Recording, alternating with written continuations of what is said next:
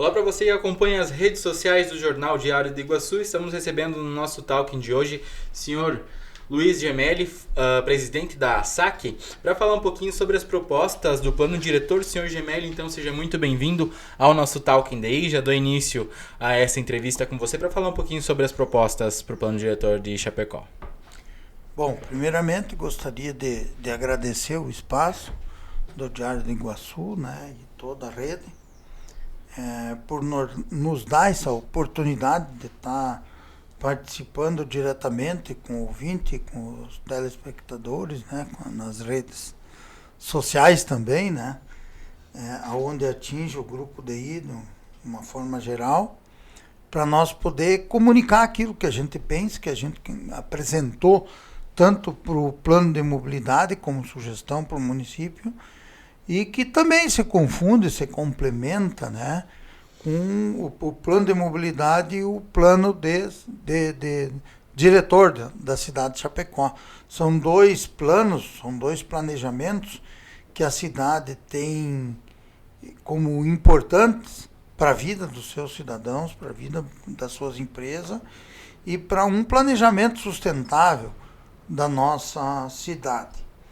Então, nesse momento, nós agradecemos o espaço e também gostaríamos de parabenizar a administração pública municipal e fizemos, na pessoa do prefeito, né, o prefeito João Rodrigues e todos os seus funcionários, vamos dizer assim, os seus colaboradores, seus secretários, aquelas pessoas que estão junto com ele nessa administração, construindo um Chapecó melhor para a nossa cidade, para a nossa vida, né?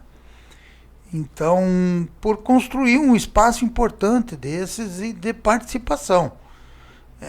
Nós temos, nesse momento, a Prefeitura abrindo essa discussão importante para a comunidade inteira se manifestar. A Sociedade Amigo Chapecó, ela participa da comissão técnica que estuda as propostas para o plano diretor, é uma das entidades que participa, entre outros. Então, isso é importante, porque é o poder público reconhecendo a sociedade civil organizada e também agora, através das audiências públicas, né, ouvindo a população, ouvindo cada pessoa individualmente, antes de passar para a Câmara de Vereadores, que, na verdade, a Câmara de Vereadores, para quem está nos assistindo, a Câmara de Vereadores é que, na verdade, aprova o plano diretor. E o plano de mobilidade e todos os planos que a cidade produz. Então, os vereadores eleitos é que, junto, lá no Legislativo, acabam aprovando essas propostas que o Poder Executivo colhe junto à sociedade e encaminha para a Câmara de Vereadores aprovar ou não. Raramente, por exemplo, que é para contextualizar e quem está nos assistindo e ouvindo entender, raramente um prefeito, o Poder Executivo, veta uma proposta que veio da sociedade, que ele encaminhou e que a Câmara de Vereadores acabou votando e aprovando, e daí vai para o Executivo de novo só sancionar a lei, né? Aquele projeto de lei, então um projeto de lei que vira lei, né? No caso do plano diretor é uma constituição para o município. Mas se assim mesmo o prefeito entender, ele pode vetar algum ponto, algum artigo, algum inciso, mas dificilmente o gestor faz isso, porque já ouviu toda a população e também ouviu a sua base dentro da Câmara de Vereadores e também o Poder Legislativo de um modo geral e fez os encaminhamentos. Então, parabenizar a administração municipal por ter esse entendimento, né? E por convocar, de certa forma, a sociedade para discutir, para apresentar sugestões e para depois encaminhar para a Câmara de Vereadores. Nós tivemos, por um lado, neste momento do plano diretor, tivemos algumas emendas no calendário, né? Que a Prefeitura fez em conjunto com o promotor, né, conjunto à promotoria do Estado, um convênio, um contrato, ou seja, acatou algumas sugestões do plano do promotor, né, para que fosse dado um prazo maior e colocasse mais algumas entidades. Então, e de pronto, né, a prefeitura acatou essas sugestões, esse posicionamento do Ministério Público, e nós tivemos ainda mais uns dias para nós poder auxiliar nas sugestões, né?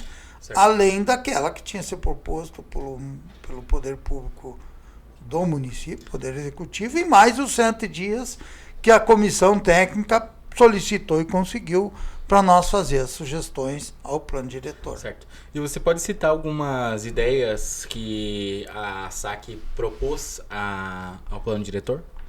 Sim. Primeiramente é importante que a SAC, ressaltar que a SAC, a Sociedade Amigo Chapecó, é uma entidade que há 58 anos, fazendo este ano, comemoramos agora em setembro, né, vem promovendo o desenvolvimento e o planejamento sustentável tanto de Chapecó e da nossa região. Só para contextualizar assim, aqueles mais novos, a primeira EFAP quem realizou e depois mais 10 edições foi a SAC, através da sociedade civil organizada, de pessoas que pensavam, né, Chapecó. E assim outras tantas ações, como o traçado da BR-282, como a Ponte do Goiôem lá, que hoje já está completando mais de 50 anos, né, de utilização. E então são várias ações, assim, como o GPS rural, como o Chapecó 2030, como as Formigas do Bem. Então, são várias ações que a entidade vem, junto com o seio da sociedade, trazendo para nós ter um desenvolvimento sustentável e planejado para a nossa cidade. Então, Chapecó, juntamente com o Sindicato da Indústria da Construção Civil, representada pela sua presidente, a Iselda Terezinha Ouro, e também o Volmir Santolin, que é o presidente da Associação dos Atingidos pela Foz do Chapecó, que assinam junto esse documento, essas sugestões ao plano diretor. Então é a SAC que tem essa bagagem, vamos dizer, e tem uma comissão específica para isso, permanente, de mobilidade e do plano diretor, que estudou junto com a sociedade, junto com essas entidades que eu citei, tanto da barragem como do sindicato, e nós fizemos essas proposições. O que nós defendemos em primeiro lugar? Um zoneamento específico para a região do Goiôem. E ali tem vários projetos e subdivisões do que nós propomos para ali, que nós podemos, ao decorrer da nossa conversa aqui, explanar algumas. Mas especialmente a bacia do Lajeado São José, sua proteção, e nós defendemos a questão de um grande parque linear para a bacia do Lajeado São José, preservando assim o Lajeado São José, a sua água, o meio ambiente, a vegetação que ali está e as suas vertentes, né? Também um parque na região ali que está a Ipagre. É importante nós preservar essas áreas, principalmente o Parque da Ipagre ali, que é um grande produtor de água, juntamente com a bacia do Lajeado São José. Inclusive ele está inserido ali, onde nós temos o Lajeado das Pombas ali, que numa das piores ou mais severas secas, o Lajeado das Pombas, né, ou a Sanga das Pombas, ela tinha água correndo, né? O Lajeado São José estava só com um filetezinho e a Sanga das Pombas estava lá com um cano de aproximadamente 300 milímetros levando água pro lago, né? Então, assim, são projetos importantes. E defendemos também, num projeto maior, uma estrutura criada pela sociedade civil, juntamente com o poder público, né?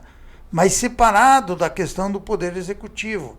Ou seja, aquele órgão que executa as políticas públicas, ou seja, nós temos as secretarias de obras estruturantes, nós temos várias secretarias que trabalham na questão da saúde, na educação, do esporte, do lazer, até do planejamento urbano para fazer as ações de execução, que são órgãos executivos, nós estamos propondo que seja criado uma entidade que seja paritária, mas que tenha um controle civil para que nós possamos fazer um planejamento sustentável para a cidade de Chapecó, aonde nós tenhamos os dados todos que o Poder Executivo tem na mão, aquela execução que o Poder Executivo está fazendo, as suas vias, as obras estruturantes, os seus pensamentos na bagagem, o seu corpo técnico, os funcionários trabalhando, possuindo e estudando e fazendo as suas pesquisas, né?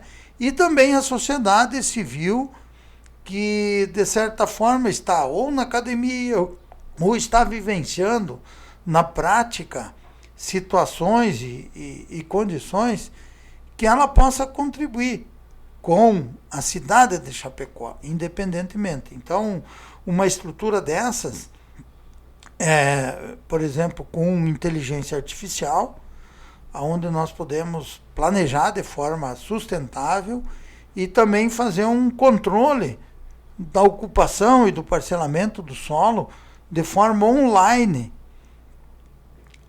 no nosso território, né? Hoje, por exemplo, é humanamente impossível, sem o uso de tecnologia, nós sabermos exatamente o que está acontecendo no nosso solo. Tanto no parcelamento, quanto também na degradação, ou também naquilo que é bom para o meio ambiente, para o nosso solo, mas isso aí nós temos que fazer com as novas tecnologias.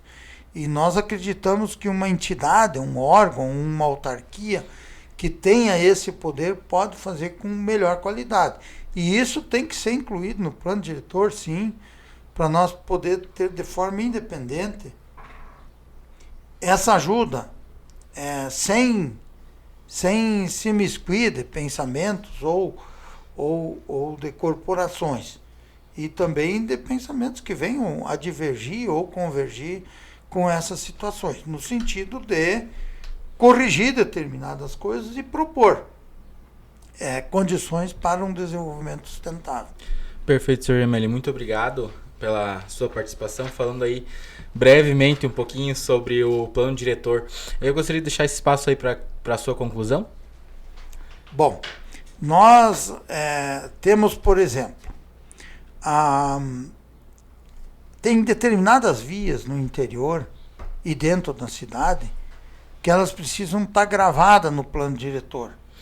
Então, por exemplo, dentro da cidade nós temos que fazer uma descentralização daquele trânsito pesado. E nós precisamos de circulares ou de vias que dificultam ou que não permitam ou que permitam que o trânsito consiga fluir, principalmente aquele trânsito de caminhões, de ônibus articulados ou ônibus, vamos dizer, grandes, fora do perímetro da área central de Chapecó. Hoje nós temos um problema sério com os caminhões andando na Rua Uruguai, Fernando Machado e outras tantas. Isso aí poderia ser nas ruas que sejam mais distantes do centro. Bem como determinadas vias que precisam ser criadas ou precisam ser marcadas no mapa, que ali vai passar uma via estruturada, uma via de transição, vamos dizer assim. Uma via com a metragem, com respeito aos recuos, para que nós tenhamos um desenvolvimento melhor das regiões. Por exemplo, nós precisamos uma via que ligue o extremo oeste à região do Goiuém. Essa via precisa ter uma via de pelo menos, se estuda, de 32 metros, que tem um recuo, pelo menos, do centro da via, de 20 metros, né, para poder fazer o desenvolvimento. Nós precisamos, por exemplo, ocupar cada vamos dizer, viaduto que tem, cada passagem de nível que tem na 480 do ex-Trevo da Bandeira, na rótula, hoje um elevado, né, até a 282, cada um daquelas passagens de nível, projetar uma via para o interior, com elas alargadas, para que aquele agricultor, aquelas pessoas que moram aí, respeitem aquele local que vai passar uma via. Uma outra via também que eu dou como exemplo é ao Lago do Rio Uruguai, lá no Goiuém. Nós precisamos gravar no mapa do município uma via larga, onde tem os zoneamentos específicos para turismo, para desenvolvimento sustentável, para a indústria, por exemplo, de pesca, de pescado e outras mais. Então nós precisamos fazer uma via que dê sustentabilidade para aquilo ali. E também projetar, por exemplo, uma nova ponte para o Rio Uruguai, ou seja, na Água Amarela, ou seja, paralela a essa do Goiuém, ou até mesmo utilizar lá em Caxambu do Sul, que o relevo é melhor, que envolve outra cidade, mas nós temos que pensar e projetar isso, para nós podermos ter uma mobilidade melhor para o futuro de Chapecó e da nossa região. Certo, muito obrigado então, Sr. Gemelli, falando um pouquinho sobre o plano diretor. Sr. Gemelli Augusto, Luiz Augusto Gemelli, desculpa, presidente da Sociedade Amigos de Chapecó.